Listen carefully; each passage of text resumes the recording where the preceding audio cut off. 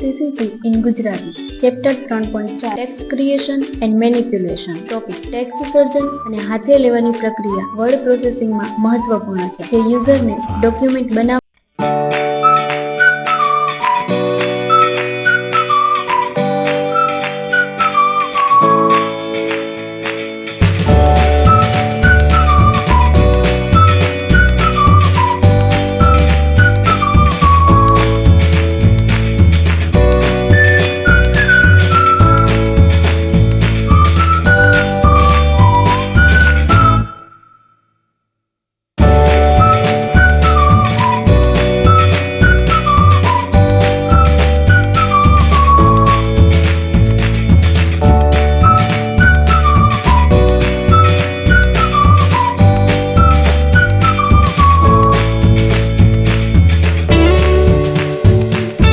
જો જરૂરી હોય તો તેને કસ્ટમાઇઝ કરવું. ટેક્સ્ટને સંપાદિત કરવું. ટેક્સ્ટને સંપાદિત કરવો એટલે લખાણમાં ફેરફાર કરવા માટેની પ્રક્રિયા, જેમ કે તેના કદને બદલવું, શૈલી બદલવી, અલાઇનમેન્ટ અને અન્ય ટેક્સ્ટ ફોર્મેટિંગ વિકલ્પોનો ઉપયોગ કરવો. ટેક્સ્ટ મેનિપ્યુલેશનની પ્રક્રિયા. 1. ટેક્સ્ટ પસંદ કરો. તમે જે લખાણને સંપાદિત કરવા માંગતા હો તેને માઉસથી પસંદ કરો. આ માટે માઉસને કર્સરની મદદથી ખેંચવું અથવા શિફ્ટ કીનો ઉપયોગ કરવો. 2. ફોન્ટ બદલો. ફોન્ટ મેનુમાં જાઓ અને તમારા લખાણ માટેની જરૂરી ફોન્ટ પસંદ કરો. 3. ફોન્ટ કદ અને શૈલી બદલો. ફોન્ટ કદ પસંદ કરો અને તેને વધારો અથવા ઓછી કરો. ફોન્ટને બોલ્ડ, ઇટાલિક અથવા અંડરલાઇન તરીકે સેટ કરો. 4. ટેક્સ્ટનો રંગ બદલો. ફોન્ટ કલર વિકલ્પ દ્વારા ટેક્સ્ટના રંગને બદલવા માટે પસંદ કરો. 5. અલાઇનમેન્ટ. ટેક્સ્ટને ડાબા, જમણા, કેન્દ્રિત અથવા જસ્ટિફાઈ કરવાની પસંદગી કરો. 6. લિસ્ટ બનાવો. બુલેટ અથવા નંબરિંગ લિસ્ટ બનાવવાની જરૂર હોય તો તે વિકલ્પને પસંદ કરો. 7. કોપી, કટ અને પેસ્ટ. ટેક્સ્ટને